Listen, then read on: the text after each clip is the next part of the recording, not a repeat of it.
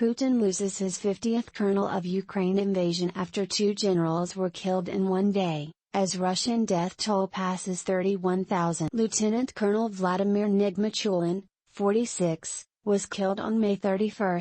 It has now been revealed. The artillery commander, father of 3, is the 50th colonel killed in Ukraine. It comes after Putin lost 2 of his most senior commanders on one day. Russia's huge death toll has now surpassed 31,000, military experts say. Russia has lost its 50th colonel of the war in Ukraine in the latest hammer blow to the Kremlin, with the death toll now soaring past 31,000. Artillery Commander Lieutenant Colonel Vladimir Nigmatullin, a 46-year-old father of 3 from Yekaterinburg, was killed on May 31, it has now been revealed. Nigmatullin's death has been confirmed to his family, adding to the huge list of casualties of Russia's military leaders, with 1 colonel killed every 2 days. It comes after Vladimir Putin lost 2 of his most senior commanders in a single day in a devastating bridge ambush in eastern Ukraine, a group of independent journalists claimed. Nigmatullin's sister-in-law Marina Konyukova said, "Eternal memory, darling, dear, much-loved man, you passed away. We still cannot believe you are gone. You are a father of 3 children, and an amazing husband to my sister. I am always proud of you, and I will always be proud. You set an example to the motherland, so that everyone does like you did. You were ordered with the Order of Bravery, posthumously. You went through a lot of conflict areas."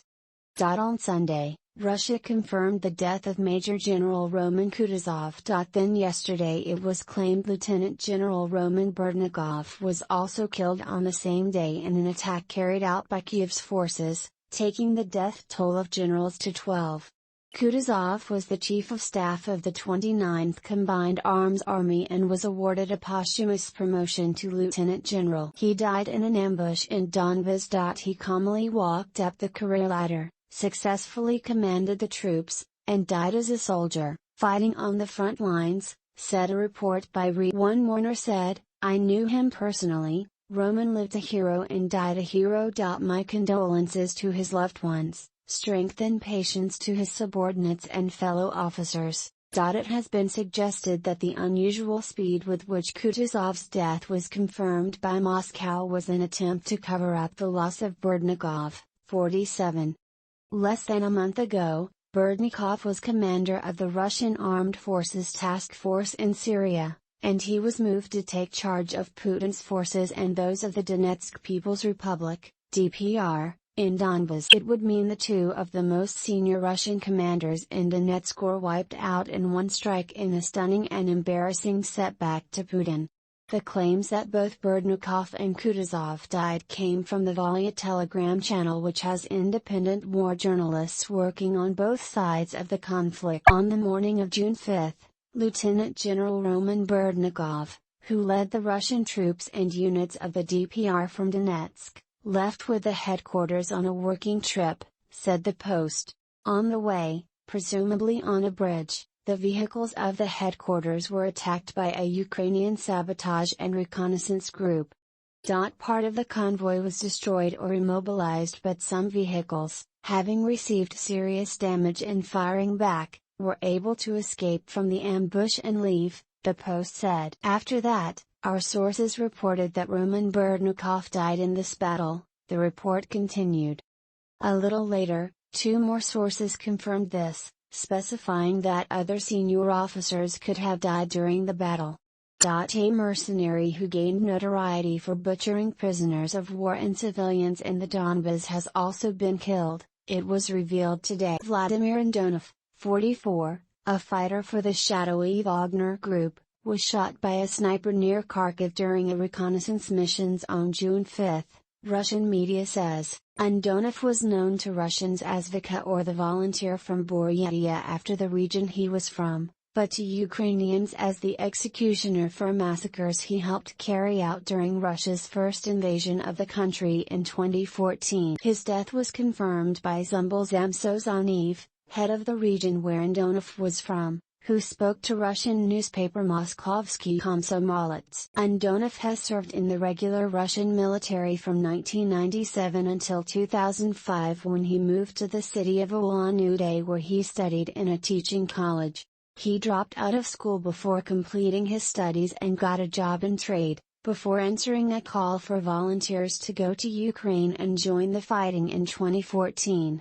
Andonov was drafted into the Ulkan Special Forces Company fighting in the Donbas, and took part in the Battle of Debaltseve in early 2015, one of the last major battles of the initial. At the time, he appeared in a video filmed in the region, which became one of the first pieces of evidence that volunteers from the Buryatia were in Ukraine.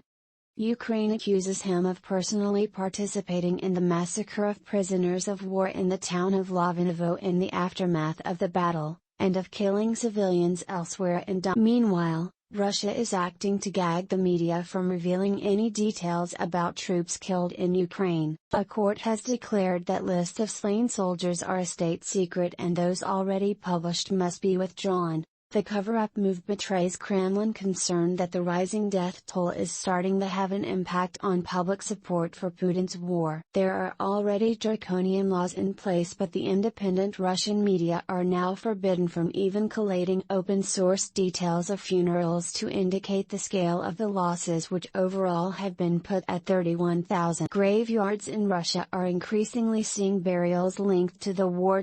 Some have entire alleys of the dead of Russian servicemen killed in Putin's war.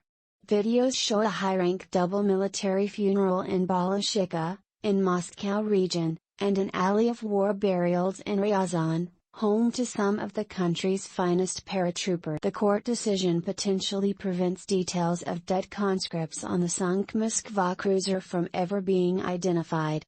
It comes amid a campaign led by a father of lost sailor Yegor Shkrabets, 20, for Putin to come clean about the fate of Black Sea Fleet flagship and those killed on board after it was hit by Ukrainian. There is suspicion that Russia has covered up the fate of dozens, and perhaps more, crew members, mostly conscripts. But in another crackdown, the brave father Dmitry Shkrabets, 43, has revealed he is under investigation by the Russian secret services on terrorism charges, allegedly sending a bomb. He insists the accusations are bogus and intended to silence his intention to reveal the full horror of what happened to the warship. The Svetlogorsk court of Kaliningrad region declared a list of soldiers, killed in Ukraine, gathered in open sources by Peskov website 60. Through as prohibited information. This has led to the removal by the network of city websites of regional lists of the names of those killed. The court ruled that the names of the dead discloses losses of personnel in wartime, and in peacetime during the period of special military operations. The court also ruled that the data is a state secret subject to criminal responsibility. One news outlet in Siberia named Chita.ru carried a message as it withdrew a list honoring the war dead, and told locals, "We apologize to mothers and fathers, wives and children, family members and friends of servicemen who died during the special operation." In removing the names of those who died, it said, "We made this decision because of the position of the court." They described it as a forced measure and cited fears for the safety of journalists. It stated, "Dear readers, we are forced to close comments on materials related to the topic of the special operation in Ukraine and its consequences. We hope this is temporary. Thanks for your understanding." A disproportionate number of those known to have been killed are from impoverished provinces, often thousands of miles from Moscow. Among news outlets hit by the latest cover-up of the death toll are those in Novosibirsk, Transbaikal, Chelyabinsk, Yekaterinburg, Krasnoyarsk, and Omsk. The suit triggering the crackdown was filed by the 73rd Military Prosecutor's Office of the Baltic Fleet's garrison. In one region, Buryatia, some 172 dead have been identified, though the real toll is almost certainly higher. But now, the media face sanctions by naming those lost in action. Separately, There are claims from Telegram channel Mohammed Biasnet that regional governments in Russia are procuring thousands of graves for families who cannot afford to. The numbers are said to be on a far higher scale than in previous years. In Khabarovsk region alone, an order was made for 700 graves to be dug. In Krasnoyarsk region, the figure is 100. Hundreds of bodies of the dead Russian soldiers are still waiting held on trains in Ukraine waiting to be repatriated. Kyiv says that Moscow is in no hurry to receive its war victims. They are stored in refrigerated trains on railway tracks. Such trains have been dubbed trains of the dead.